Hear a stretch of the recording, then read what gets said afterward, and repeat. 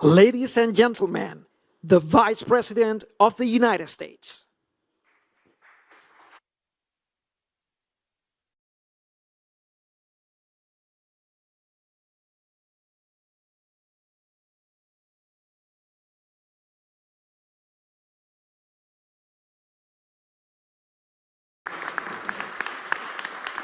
Thank you all. Good to see you guys. Thank you. Here, have a seat, please.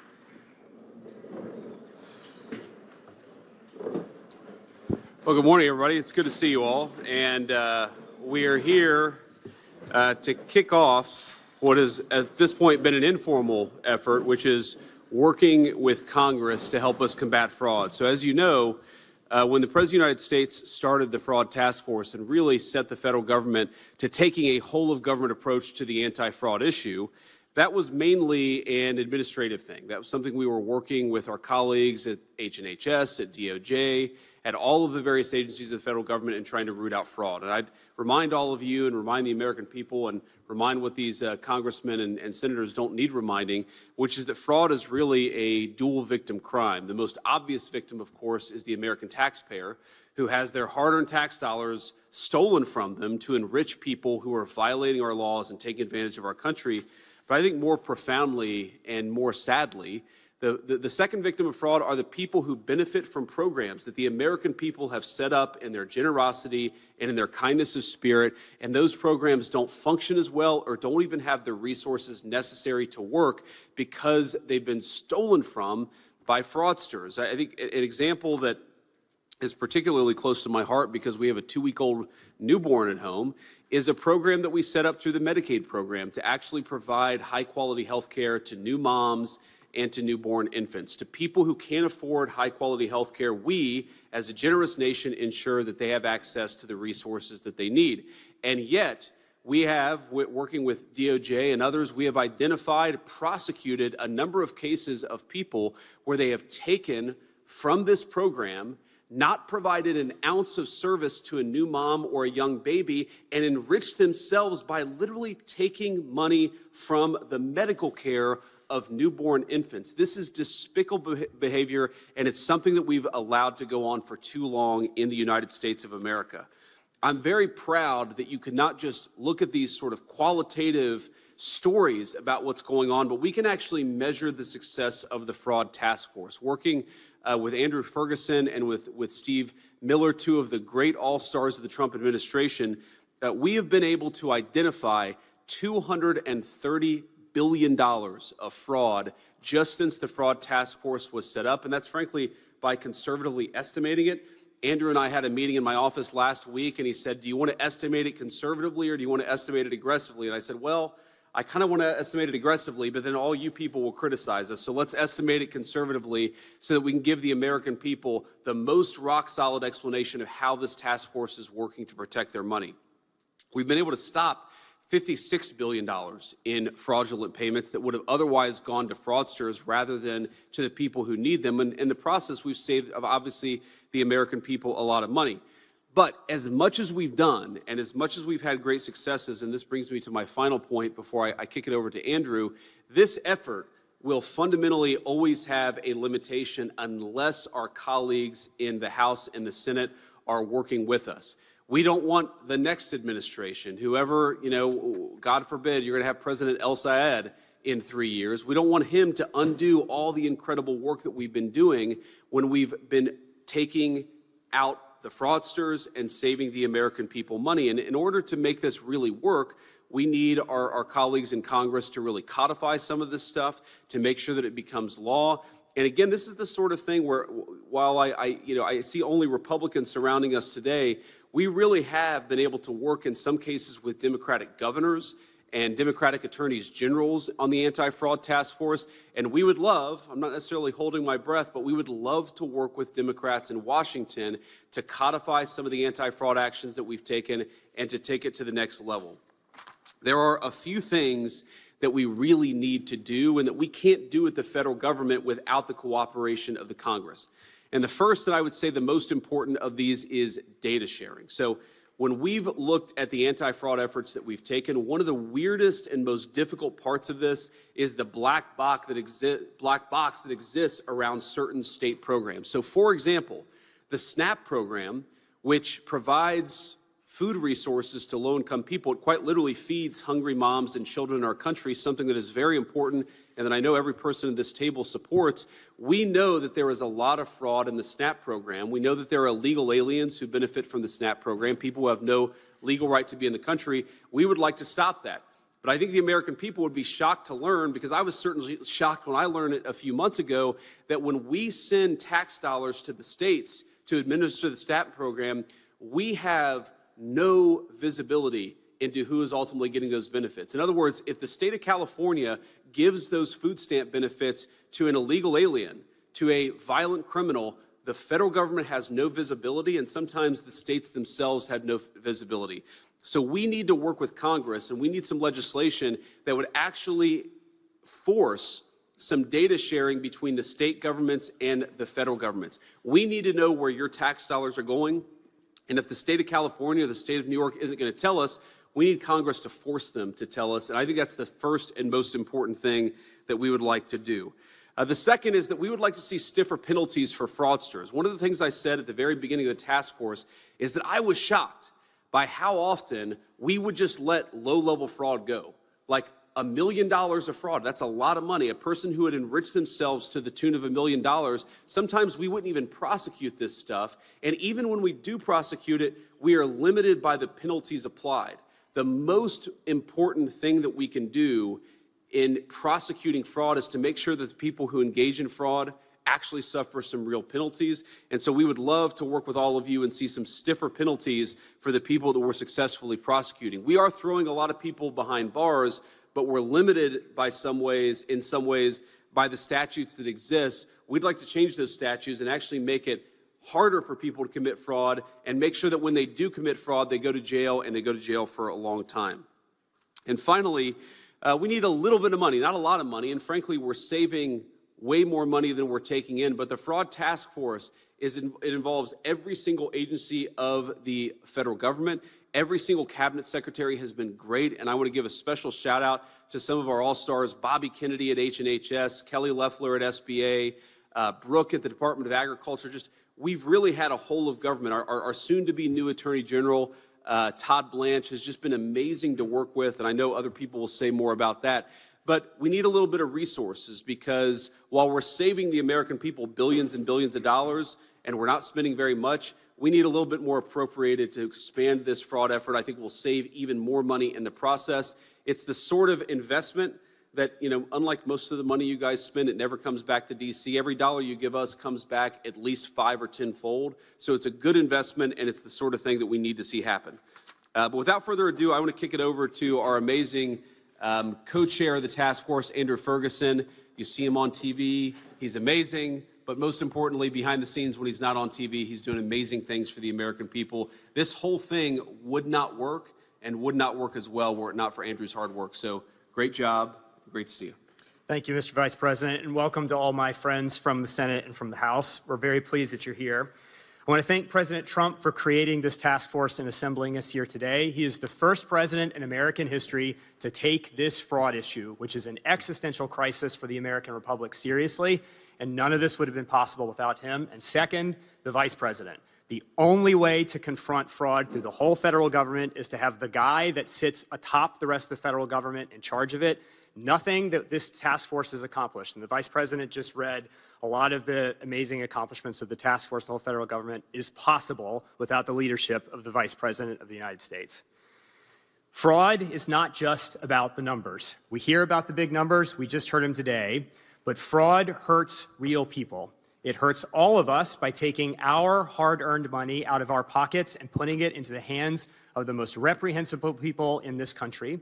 And second, it hurts real people in specific physical ways. The best example I have of this involves skin substitutes.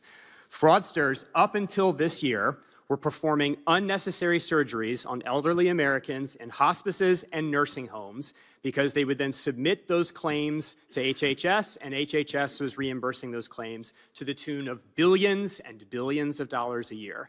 Fraud doesn't just hurt us all in our pocketbooks, it physically is maiming real Americans, and that's what this is about. It's not about the numbers at the end of the day, it is about protecting ordinary Americans from the worst of us. The second thing about this fraud effort that is so important is that it is about restoring social trust in America. All of the programs that the fraud effort has focused on were set up for a high-trust society. The Vice President was just explaining the difficulty in obtaining data to fight fraud. When Congress was creating these programs, some of them almost 100 years ago, we didn't expect that these programs were going to be attacked by fraudsters to the tunes of billions and billions of dollars a year. We expected, because that's the America that we were, that everyone would play by the rules, that the money turned over to help our friends, our families, and neighbors would be made available only to the people who really needed it. And that is just not true anymore. And so this effort is not just about protecting our programs, making sure that fraudsters don't bleed them so dry that they cease to exist. It's also about restoring social trust in this country. And so with that, I want to talk about two of the things that I think Congress can do to help us address both of those problems. The first is on social trust, and the Vice President touched on this just a minute ago. People commit fraud against our programs because it is relatively easy. And one of the reasons that it is easy is that the punishments associated with much of the fraud are relatively low. We have seen what can happen in America when you really vigorously enforce the laws. Just take the last year and a half in this country. Violent crime is at an all-time low, and that's for two reasons. Number one, thanks to President Trump and Stephen Miller and others in the administration, the border is sealed and the criminals are not coming here anymore. And number two, thanks to Todd Blanche and the men and women at the Justice Department, we are vigorously enforcing our criminal laws and making sure that people who commit crimes suffer the consequences. That has to be true for the fraudsters. Every single person who considers raiding one of our agencies and taking money out of our pockets needs to think long and hard about what might happen to them if they are caught. And under this Justice Department, they will be caught. And so we want to work with Congress to dramatically increase the sentences associated, even with low-level frauds, to incent both the Justice Department to prosecute all fraud all the time and to make every fraudster think long and hard about whether it's worth facing a long time in jail before deciding to raid our programs. And then the second thing that we need to focus on has to do with another thing that the Vice President talked about, which is data sharing. Fraud is easy because data is difficult to get, and data is the enemy of fraud. One of the things that the Vice President has accomplished using this task force is that almost all of the agencies are now using automated AI-driven tools to find the fraud before the money leaves the agency. But the only way that works is if we have data. And right now, data sharing is difficult, and for a lot of our programs like SNAP, which is an incredibly important program that we want to protect in this country, like the Vice President was just explaining, states don't have to share data with us in order to participate in the program. Data sharing should be a requirement for participating in these programs because that will unleash the power of American AI ingenuity and innovation in these agencies to stop the fraud before it happens. Because once it goes out the door, it's very difficult to get back. The pay and chase doesn't work. And so the way you stop fraud is you keep Americans' hard-earned money in the agencies unless it's going to someone who actually needs it.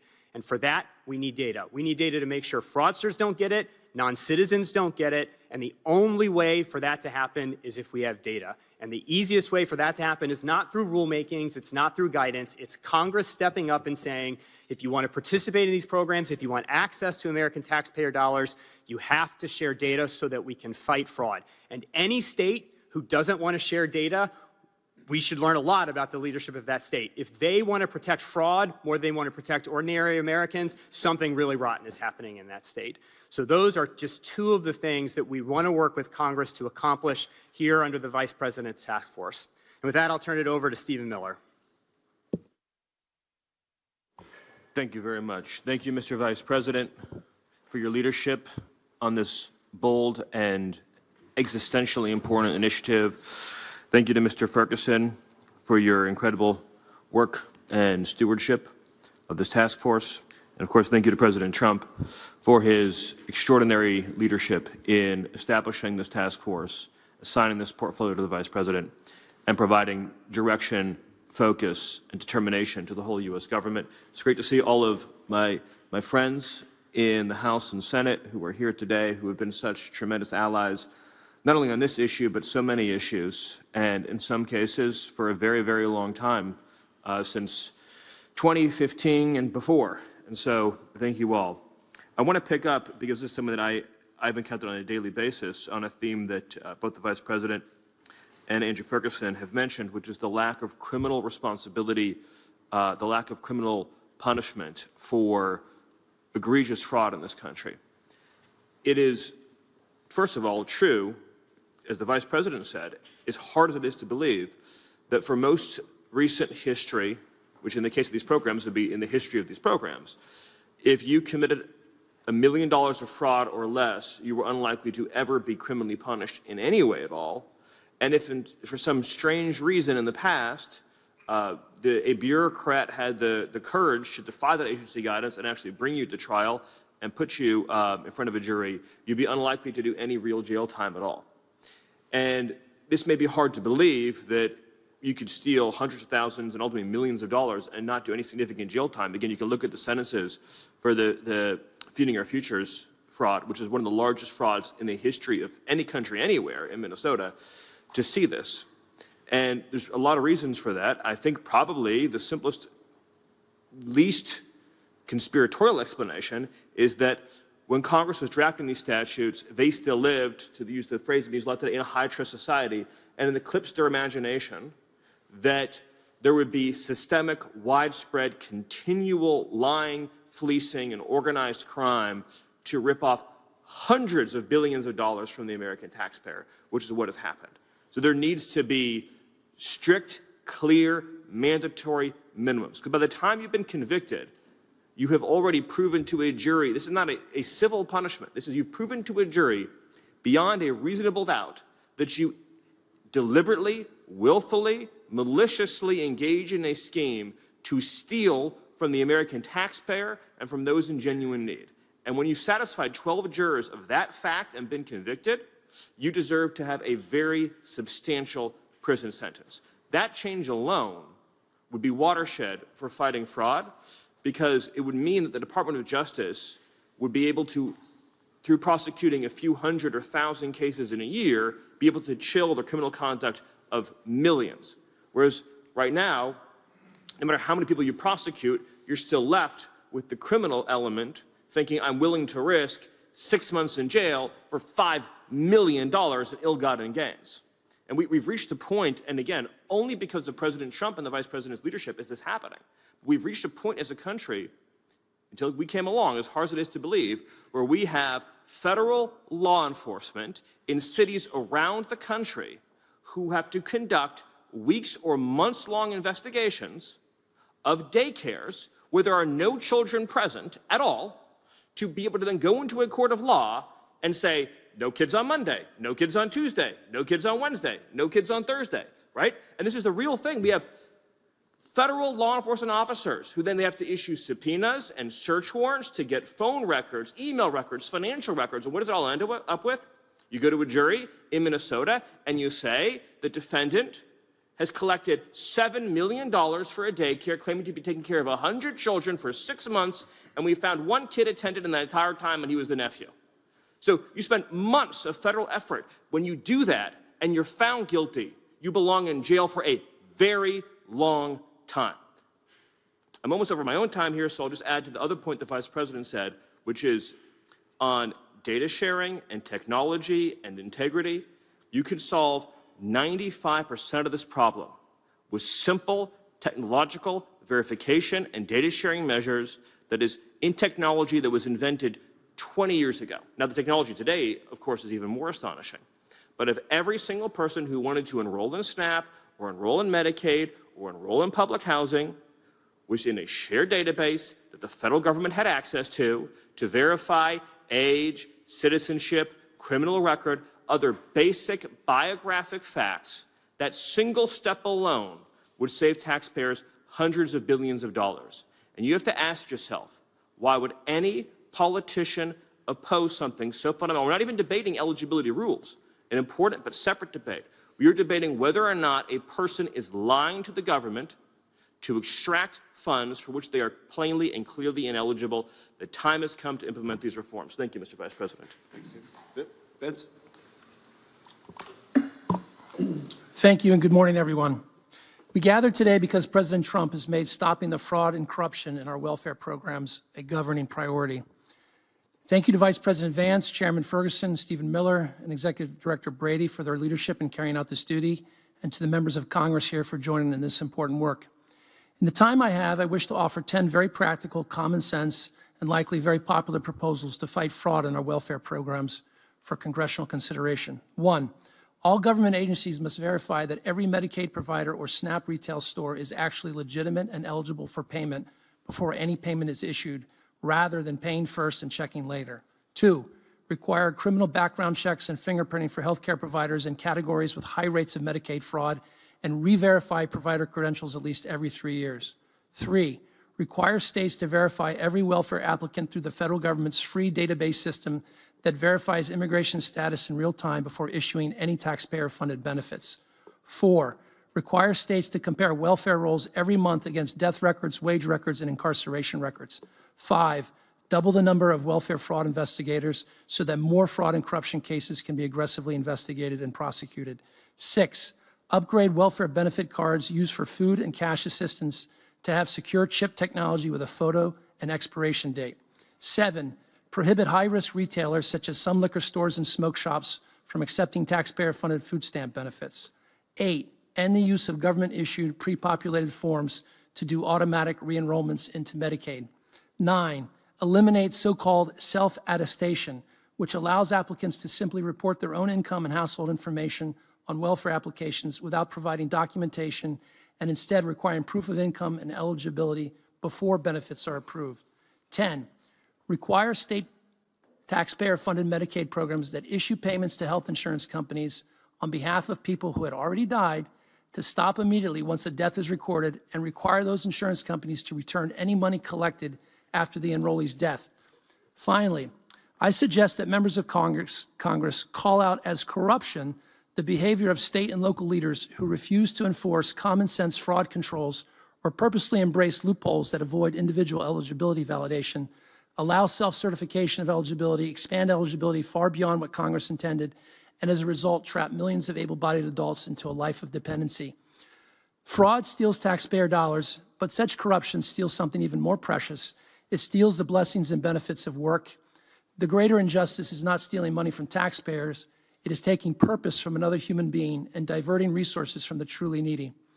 Every year an able-bodied person spends trapped in unnecessary dependency is a year not spent developing skills, earning promotions, providing for a family, serving a community, or discovering what they are capable of becoming. This corruption fraud occurs when public officials knowingly tolerate or design systems that deny people the benefits and blessings of work because dependency serves personal, political, or institutional interests. Whenever public officials knowingly preserve systems that deny able-bodied Americans the blessings of work, whenever they choose to look away because dependency serves such interests, people suffer, not because they lack talent, not because they lack dignity, but because those entrusted with public authority failed to act. Our responsibility is to root out fraud and corruption in our welfare systems, send people to jail who steal benefits, and make it impossible for public officials to escape their responsibility to establish systems of accountability and program integrity so that more Americans will realize the benefits and blessings of work. Thank you. Great. Well, thank you, Vince, and thanks to everybody else for being here. We are now going to have a conversation about exactly how we can better work together, about how we can advance some of these legislative priorities. But we're going to do that conversation without 100 cameras in the room. So to the press, thank you for being here. We'll see you soon.